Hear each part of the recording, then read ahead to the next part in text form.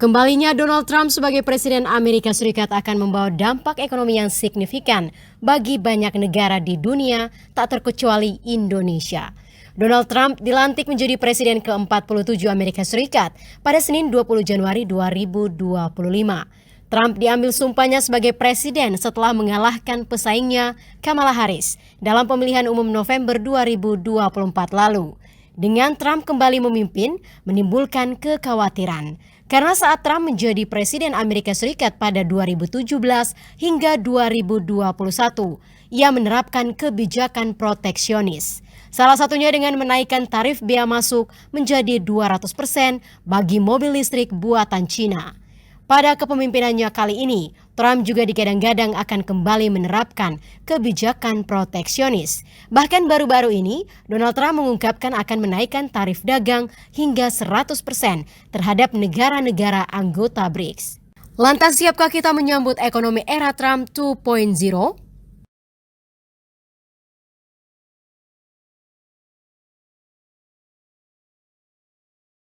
Sahabat finansial, pemerintah harus mengantisipasi dampak terpilihnya Donald Trump menjadi Presiden Amerika Serikat terhadap perekonomian tanah air. Setidaknya, efek Trump tidak merambat dan mempengaruhi kinerja perekonomian dalam negeri. Dan untuk membahas lebih lanjut mengenai efek Trump tersebut, langsung saja kita bergabung bersama dua narasumber kami. Pertama, Ekonom Universitas Indonesia, Nina Sapti Triaswati, dan Ketua Umum Asosiasi Pengusaha Indonesia atau APindo, Sinta Kamdani.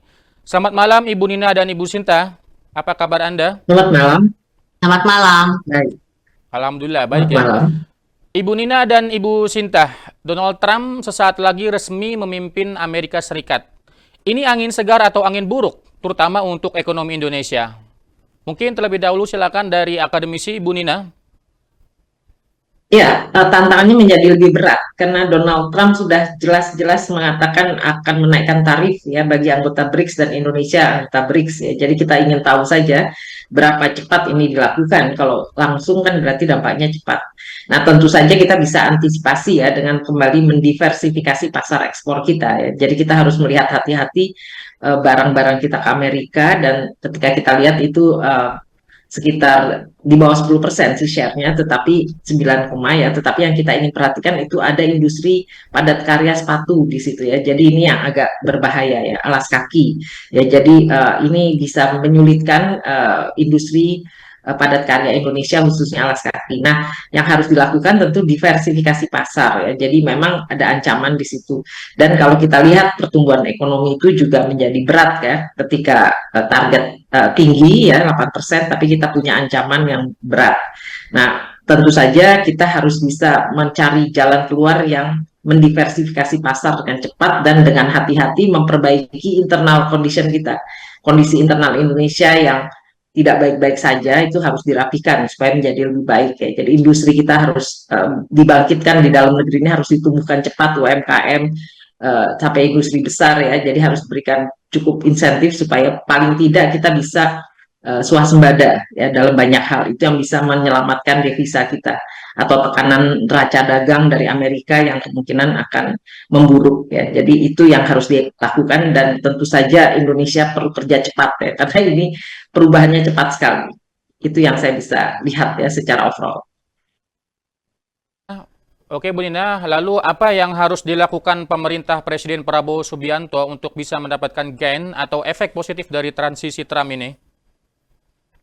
Ya, kita punya peluang karena pasar BRICS diharapkan lebih besar dari pasar Amerika kalau kita bisa mentransisi dengan baik. Tapi juga ada ancaman karena kita sendiri industri dalam negerinya tidak baik-baik saja ya. Jadi ada peluang dengan pasar yang lebih luas, tapi kita juga tahu pesaing kita ya tetangga kita, terutama Vietnam kan, dan ada Malaysia, ada Thailand gitu ya. Jadi artinya di ASEAN pun kita punya pesaing ya untuk mendiversifikasi pasar. Nah, kemudian yang harus diperhatikan selama ini pemerintah mungkin tidak terlalu memperhatikan industri padat karya dan lapangan kerja yang tampaknya memburuk kan.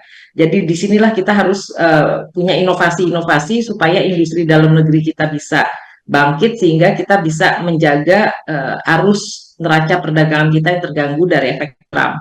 Yang kita lihat sangat jelas itu adalah industri padat karya kita tekstil itu yang kolaps gitu ya, hari-hari ini terlihat semakin kolaps. Nah ini yang harus kita atur sedemikian rupa supaya kita tidak buruk ya. Jadi misalnya kondisi insentif apa yang bisa diberikan kepada industri padat karya yang memberikan lapangan kerja yang bisa survive gitu kan. Jadi kita harus mencari peluang-peluang pasar sambil memperbaiki kondisi iklim investasi dalam negeri. Karena ini nggak ada pilihan banyak ya, ketika ancaman itu jelas di depan mata, Indonesia harus kerja keras merapikan faktor internalnya. Nah, faktor eksternal tentu berjuang untuk menaikkan daya saing dari diversifikasi pasar, karena BRICS itu memberikan peluang ya untuk masuk ke Asia lainnya maupun ke Afrika gitu ya. Jadi disinilah kita harus berkolaborasi ya, mengalihkan teknologi, belajar dari Rusia, dari China, mengadopsi ya teknologi dengan cepat dan kemudian memperluas pasar ya. Tidak mudah, tetapi itu yang harus dilakukan dari sumber daya manusia kita, memperkuat dalam negeri dan kemudian memperkuat neraca dagang kita. Ya, jadi menghitung mana yang hilang dan mana yang bisa ditambah gitu ya. Terutama saya sangat khawatir pada lapangan kerja ya, efeknya. Ini yang mengkhawatirkan. Baik Ibu Nida, Indonesia harus menyelesaikan sejumlah masalah internalnya. Berikutnya aku ke Ibu Sinta. Bu Sinta, seperti apa Apindo melihat pelantikan Presiden terpilih Donald Trump? Apakah ini menjadi kabar baik bagi dunia usaha atau malah sebaliknya? Ya, jadi kalau kita lihat dampak ekonomi yang besar untuk Indonesia justru adalah persepsi dan reaksi pelaku pasar Amerika Serikat maupun pasar global. Jadi kalau kita lihat semenjak dia terpilih ya November 2024, kita lihat pasar Amerika Serikat itu cenderung menguat karena confidence bahwa kebijakan ekonomi Trump, jadi deregulasi, relaksasi pajak, dan bias keberpihakan terhadap pelaku usaha Amerika Serikat secara personal ya, kita lihat Elon Musk, contohnya, ini dapat menciptakan juga penguatan penerimaan investasi dan penciptaan lapangan kerja di Amerika Serikat.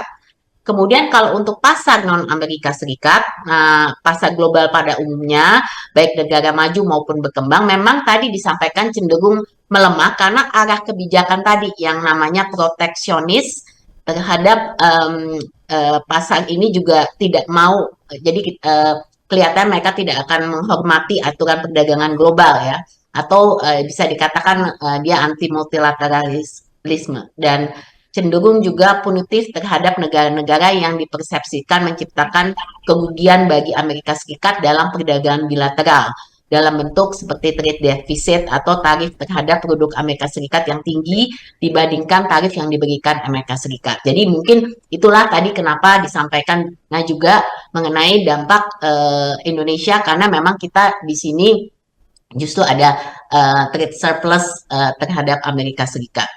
Meskipun demikian, volatilitas daripada pergerakan pasar global ini tetap tinggi ya. Jadi tidak ada kepastian memang bahwa ini akan terus menguat dan pasar global akan terus melemah gitu. Jadi potensi eskalasi konflik dagang Amerika Serikat Cina ini dapat memicu juga kenaikan inflasi di Amerika Serikat sendiri sehingga bisa menegasikan potensi pertumbuhan ekonomi Amerika Serikat dan pasar Amerika Serikat memang bisa melemah. Nah, arah kebijakan geopolitik Amerika Serikat di era Trump ini khususnya terhadap Israel, Ukraina, dan Rusia dapat juga berimplikasi pada efisiensi daripada global value chain dan volatilitas harga komoditas di pasar global, juga menciptakan percepatan peralihan perdagangan dan investasi ke negara-negara yang selama ini dianggap alternatif China dan relatif netral dari risiko kebijakan perdagangan Amerika Serikat, atau kita namakan the new winners. Nah, apakah Indonesia bisa masuk ke new winners ini seperti yang sudah proven sebelumnya ya, Vietnam dan Malaysia? Nah, ini juga sesuatu yang kita menjadi PR kita. Nah, dalam jangka pendek, mungkin peningkatan tekanan ekonomi eksternal terhadap Indonesia dalam bentuk lebih dalam bentuk tekanan depresiasi nilai tukar yang lebih besar. Dan dampak ini juga pastinya belum termasuk dampak ekonomi lain yang disebabkan oleh tadi saya sebutkan perubahan persepsi dan spekulasi pasar global. Nah, kemudian kalau kita lihat dari segi kebijakan proteksionisme daripada Trump sendiri, ini menarik ya, karena penerapan tarif impor tinggi ini dapat mempengaruhi ekspor Indonesia memang ke Amerika Serikat, terutama produk-produk seperti tadi tekstil, elektronik, dan komoditas. Nah, tapi kalau kita lihat Indonesia ini sebenarnya mungkin tidak terlalu mengekspor produk-produk yang ingin diproteksi atau di reshoring oleh Trump di Amerika Serikat. Karena basis industri Indonesia ini memang yang tadi disampaikan, ini bukan advanced innovative manufacturing ya, jadi lebih nascent. Tadi seperti kan tekstil, sepatu dan lain, furniture dan lainnya. Karena perbedaan ini, Indonesia sebetulnya tidak rentan untuk mengalami penurunan daya saing ekspor di pasar Amerika Serikat karena kenaikan tarif secara unilateral di Amerika Serikat yang sudah terjadi selama ini. Terlebih lagi, ekspor Indonesia ke Amerika Serikat secara agregat ini tidak mengalami perubahan tren yang berarti. Jadi relatif data pertumbuhan ekspor kurang dari 4% di tahun 2021 sampai 2024. Kalau kita lihat possibility produk-produk yang diproteksi dengan tarif impor tinggi di Amerika Serikat, ini antara lain baja dan aluminium, semikonduktor, EV, baterai dan komponennya. Jadi produk-produk, sementara produk-produk Indonesia yang diekspor ke Amerika Serikat ini lebih tadi apparel, komponen elektronik, sepatu, furniture dan lain-lain. Nah, jadi yang mungkin paling rentan mengalami gangguan karena kebijakan tarif Trump ini sejauh ini adalah lebih ke ekspor komponen elektronik ya. Ini 14% dari total ekspor Indonesia ke Amerika Serikat di tahun 2023. Namun pada kenyataannya memang ekspor Indonesia ke AS ini justru meningkat ya. Ini menarik karena HS 85 ini justru ada peningkatan dari tahun ke tahun sejak 2021 karena peningkat permintaan atau diversifikasi supply atas produk elektronik di Amerika Serikat. Artinya Indonesia ini masih tergolong sebagai supplier alternatif China di AS untuk produk komponen elektronik tertentu. Tapi ini memang sangat-sangat spesifik karena in general kenyataannya kita belum bisa memproduksi produk-produk yang bisa menjadi alternatif dari supply yang selama ini dibuat di China. Jadi mungkin kita tetap kena, tapi mungkin nggak seperti sesignifikan yang kita antisipasi. Jadi mungkin namun demikian Indonesia ini tetap mengalami opportunity cost dari kebijakan perdagangan Trump dalam bentuk hambatan terhadap perluasan ekspor Indonesia ke AS di masa mendatang. Khususnya untuk ekspor produk hilirisasi seperti nikel, baterai, dan juga Indonesia masih rentan terhadap potensi penyempitan akses pasar Indonesia ke AS bila Trump memperluas sanksi perdagangannya kepada negara-negara yang memiliki surplus perdagangan besar terhadap AS atau negara yang mengenakan tarif lebih tinggi kepada AS daripada yang dikenakan oleh AS. Dan hingga saat ini Indonesia seperti saya katakan memang masih menikmati surplus yang cukup besar ya, sekitar 11,96 miliar di 2023. Nah, kalau kami lihat langkah daripada pengusaha ini yang kami bisa lakukan ya, jadi memang memastikan bahwa relasi usaha yang baik dengan para pelaku usaha Amerika Serikat untuk juga menciptakan buy-in dan dukungan terhadap Indonesia dari pelaku usaha AS. Dan ini sudah kami dari Apindo sudah mulai melakukan ini. Kemarin kami terima delegasi cukup besar dari Amerika Serikat juga. Dan kami juga perlu menekankan bahwa relasi perdagangan Indonesia-AS ini adalah relasi perdagangan yang win-win bagi kedua pelaku usaha ya, baik Indonesia maupun AS. Dengan konteks juga peningkatan daya saing di pasar masing-masing. Kemudian mempromosikan dan membuktikan bahwa memang ekspor Indonesia dilakukan secara fair dan tidak dumping atau manipulasi harga pasar atau memperoleh subsidi perdagangan dari pemerintah yang dapat menciptakan persaingan dagang yang tidak sehat di AS. Juga kita perlu menekankan adanya keterbukaan pasar Indonesia terhadap produk AS dan investasi AS di Indonesia, dan juga mendorong pemerintah kedua negara untuk meningkatkan kerjasama perdagangan lebih banyak bilateral Indonesia AS. Baik Ibu Sinta, berikutnya kita akan dengar dulu pandangan dari Bu Nina menindaklanjuti dari langkah yang diambil oleh Apindo. Bagaimana Bu Nina tanggapannya? Ya, berita baiknya adalah kita punya hubungan baik dengan Amerika, gitu ya. Ini yang paling harus dijaga. Jadi, saya melihat ya dengan asumsi tidak ada perubahan kondisi politik, kita tentu melakukan yang terbaik ya dengan hubungan dagang dengan Amerika. Tapi antisipasi terhadap ancaman-ancaman itu membuat Indonesia harus kerja keras baik dari sisi eksternal maupun internal. Ya, jadi kita lihat bahwa tujuan kita ikut serta BRICS misalnya itu memperluas pasar ya. Jadi kita dengar dari statement-statement pemerintah, harapannya pasarnya diperluas, berarti ada diversifikasi tidak hanya ke negara barat tapi ke negara BRICS gitu ya, ke negara selatan lah gitu ya, utara selatan ya. Jadi kita lihat ini penting sekali untuk Indonesia menjaga ya, membuka pasar secepat-cepatnya gitu ya. Karena kita perlu belajar dari China bagaimana bisa memenangkan perdagangan internasional itu membuka pasar dimanapun ya ada chance ya. Nah daya saing Indonesia ini harus diperkuat. Jadi kita lihat ke dalam ya pasar kita justru banyak dikuasai oleh barang-barang impor untuk urusan yang kira-kira Indonesia bisa mandiri sebetulnya atau bisa swasembada. Yang mulai dari agriculture ya pertanian ya beras yang sudah dicanangkan akan tidak impor lagi. eh, Komoditas pangan yang penting itu ada yang ditargetkan swasembada begitu kan dalam kurun 4 tahun ke depan. Nah, di samping itu kita harus lihat memang yang sektor non migas kita. Nah, ini yang parah adalah yang padat karya tadi yang saya katakan kita sudah lihat bagaimana industri padat karya ini di Indonesia lemah ya.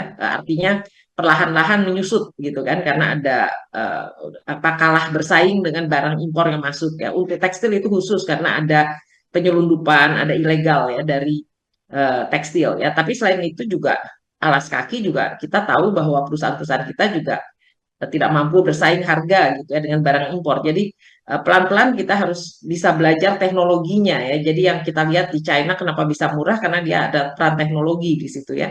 Ini PR besar juga ya. Kalau kita melihat bahwa struktur pekerja kita itu tidak semuanya bisa high skill kan sebagian besar masih low skill ya artinya yang masih kepadat karya modelnya. Nah ini Indonesia perlu dua hal ya SDM-nya dengan diversifikasi dari pasar untuk lapangan kerja yang padat karya ini tidak boleh cepat hilang ya harus bertahap ya jadi kita harus jangan sampai prematur deindustrialization ini cepat gitu ya harusnya ditahan supaya kita masuk ke manufaktur dulu gitu kan. Kenapa? Karena memang loncatan langsung ke digitalisasi kalau kita lihat dari produktivitas kita itu berbahaya bagi sebagian lapangan kerja yang low skill ya. Jadi ini ada ketimpangan ya di dalam lapangan kerja. Nah, ini yang PR besar dari PR industri kecil kita dengan industri menengah supaya naik kelas jadi industri besar. Ya, supaya swasembada untuk kebutuhan yang sandang pangan papan lah gitu kan. Ini yang paling penting ya. Jadi ini PR besar kalau ingin 8% itu terwujud kira-kira seperti itu. Kalau enggak nanti yang terjadi kita menjadi konsumen dari berbagai barang impor ya. Dan berbahaya bagi industri kita, berbahaya bagi lapangan kerja kita. Ini yang harus catatan penting supaya kita cepat keluar dari jebakan pendapatan menengah ini. Ya. Naik kelas lah jadi Indonesia emas itu kan naik kelas jadi high income country ya. Ini PR besarnya. Oke, menarik sekali Bu Nina. Jadi itu tadi ya, PR Indonesia adalah bagaimana meningkatkan SDM Indonesia, skill maupun juga daya saing produk gitu Bu Nina. Berikutnya pertanyaan terakhir untuk Bu Nina dan Bu Sinta. Untuk mengurangi dampak negatif kebijakan Trump, apa yang harus dilakukan pemerintah? Mungkin terlebih dahulu ke Bu Sinta. Ya, jadi mungkin saya mau menegaskan kembali ini kan topiknya kita bicara soal Trump ya. Jadi kalau Trump ini dia cuma ya 5 tahun dia akan memimpin Amerika Serikat. Jadi kita perlu satu solusi yang lebih jangka pendek yang bisa lebih diselesaikan. Saya tadi setuju ya ada dua hal mungkin yang penting. Indonesia memang harus stand out di antara banyak negara di dunia, terutama negara-negara tetangga kita di ASEAN ya, karena memang kita berkompetisi, karena semua Ya. juga mau menarik investasi dari Amerika Serikat maupun mau berdagang lebih banyak dengan ekspor ke Amerika Serikat. Jadi kalau kita lihat yang lebih jangka pendek, yang langsung tadi, yang mengenai bagaimana PR kita untuk berbagai kalau kita lihat ini kan kita masih dianggap sebagai high cost economy ya. Jadi memang kita perlu menciptakan kalau kita mau menarik investasi, baik itu dari Amerika maupun negara lain yang mau melakukan diversifikasi ke Indonesia, berarti kan kita mesti memperbaiki iklim investasi kita. Nah, ada yang immediate yang bisa dilakukan adalah yang tadi mengenai cost of doing business-nya. Jadi kalau kita lihat sekarang ini kan logistik cost, labor cost, energy cost ini masih salah satu yang paling tinggi di ASEAN. Jadi ini kita perlu melakukan saya rasa perbaikan dari segi cost ini. Nah, kemudian yang berhubungan dengan birokrasi ya, jadi regulasi perizinan yang sebenarnya dengan kemarin dengan Undang-Undang Cipta Kerja kan banyak dicoba diperbaiki ya, sistem OS dan lain-lain. Tapi ini kenyataannya kan secara implementasi ini masih banyak perlu penyempurnaan. Jadi saya rasa itu sesuatu yang immediate harus dilakukan gitu, bahwa mengenai perizinan yang sulit dan lain-lain, tumpang tindih maupun inkonsistensi ini juga saya rasa perlu perbaikan. Ini yang immediate. Nah, tadi yang disampaikan Bu Nina mengenai sumber daya manusia, saya setuju banget, dan itu berkaitan lebih banyak dengan produktivitas juga. Tapi memang itu memerlukan waktu yang lebih panjang gitu, karena kita sekarang melakukan upscaling, rescaling, karena memang kan jenis pekerjaan kita juga berbeda. Jadi produktivitas permasalahan kita kan dari dulu tuh produktivitas ya, dan produktivitas ini tidak hanya juga hubungan dengan sumber daya manusia, tapi juga berhubungan dengan tadi yang tadi Ibu Nina sampaikan, industrialisasi. Kenapa? Karena memang bahan baku kita sendiri di Indonesia ini 70% masih import gitu. Jadi memang kita harus memperbaiki. Jadi sekarang pemerintah bagus sudah melakukan hilirisasi, tapi tetap perlu pengembangan daripada industri hulu juga gitu. Karena pada akhirnya kalau investor mau masuk gitu, kalau kita mau lebih bisa berkompetisi, tentu saja cost-nya ini kan sangat penting. Dan jadi penyediaan daripada bahan baku juga sangat penting gitu. Kalau kita masih sangat dependent on importation, ini juga sesuatu yang saya rasa menjadi kendala ya. Jadi saya pikir kita mesti melihat bahwa peluang-peluang yang ada ini bagaimana kita solusinya itu ada yang lebih mungkin yang langsung, yang jangka pendek, tapi juga ada yang lebih jangka panjang. Nah, ini saya rasa 5 tahun Trump berkuasa ini kita harus mesti segera jalan nih, kalau enggak kita nggak bisa ambil peluang-peluang yang tadi disampaikan. Memang sekarang sudah banyak mulai melihat potensi mau pindah kemana, alternatif dari China dan lain-lain, tapi apakah benar-benar kita bisa memegang peranan itu gitu untuk mengambil porsi yang mau dialihkan dari China. Dan ini yang saya rasa harus jadi perhatian kita bersama.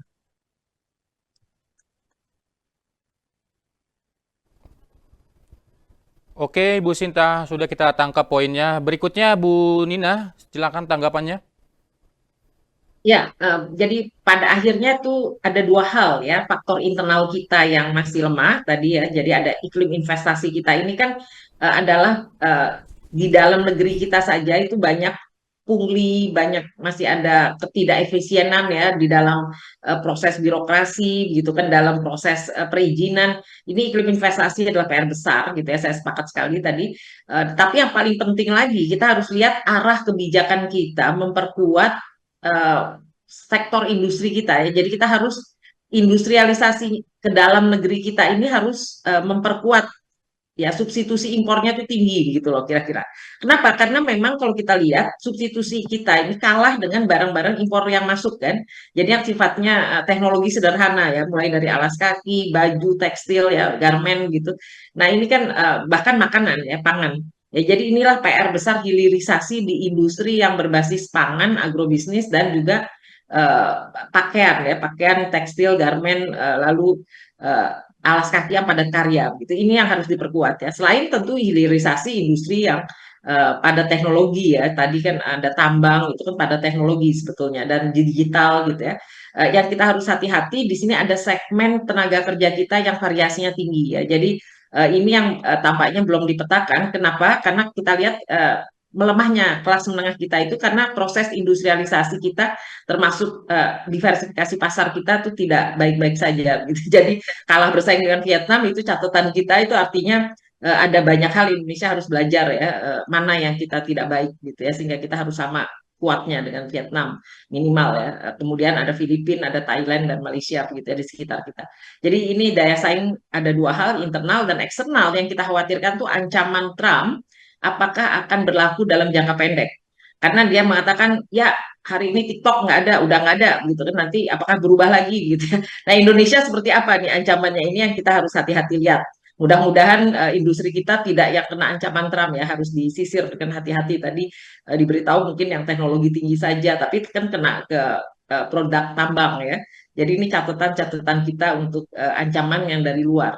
Dan ini bukan hanya Trump, dia akan mengajak Barat ya. Jadi kekhawatiran kita Trump dan negara Eropa dan negara Australia, termasuk Eropa itu kan ada ancaman forestrasinya, dia kan dia punya aturan tentang kehutanan dan seterusnya yang merugikan dari sisi ekspor kita ya. Jadi ini hati-hati sekali. Kita tetap bermain dalam jangka menengah 5 tahun, tapi kita harus lihat arah kita jangka panjang itu harus betul-betul bisa swasembada atau mandiri dalam industri. Itu kata kuncinya saya pikir. Baik, itu dia bincang-bincang kita tadi. Terima kasih Ibu Nina dan Ibu Sinta atas waktunya.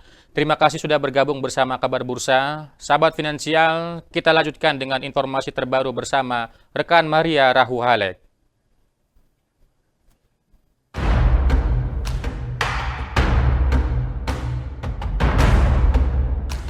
I, Donald John Trump, do solemnly swear